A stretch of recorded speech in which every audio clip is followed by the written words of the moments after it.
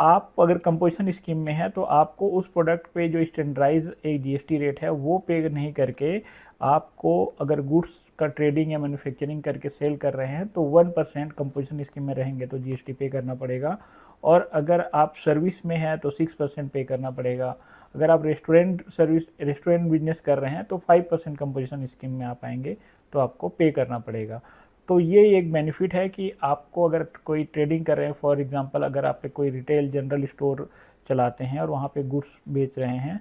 तो आप कोई प्रोडक्ट बेचते हैं, जो सोप बेच रहे हैं, तो सोप पे अगर गवर्नमेंट ने 18% डिफाइन किया हुआ है तो आपको 18% जीएसटी पे नहीं करना पड़ेगा, बल्कि 1% जीएसटी पे करना पड़ेगा अगर आप कंपोजिशन स्कीम में रहते हैं तो। अब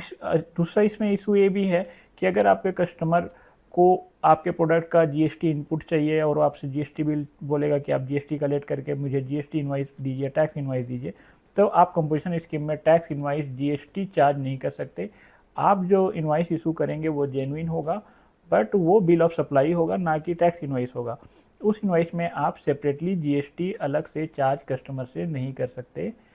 ना ही उस कस्टमर को जीएसटी का बेनिफिट मिलेगा,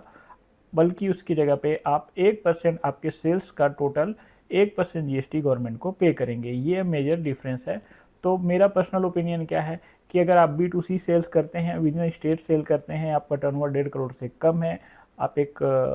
स्मॉल स्केल का बिजनेस कर रहे हैं और आपको लग रहा है कि बहुत जल्दी आपका बिजनेस ग्रो नहीं करने वाला है, आपके कस्टमर बेस भी ऐसा नहीं है कि उनको जीएसटी की इनवाइसेस चाहिए रहती है, उसमें अलग से सेपरेट जीएसटी चाहिए रहता है, तो उस केसेस में आपको कंपोजिशन स्कीम ही प्रीफर करना चाहिए। Thank you.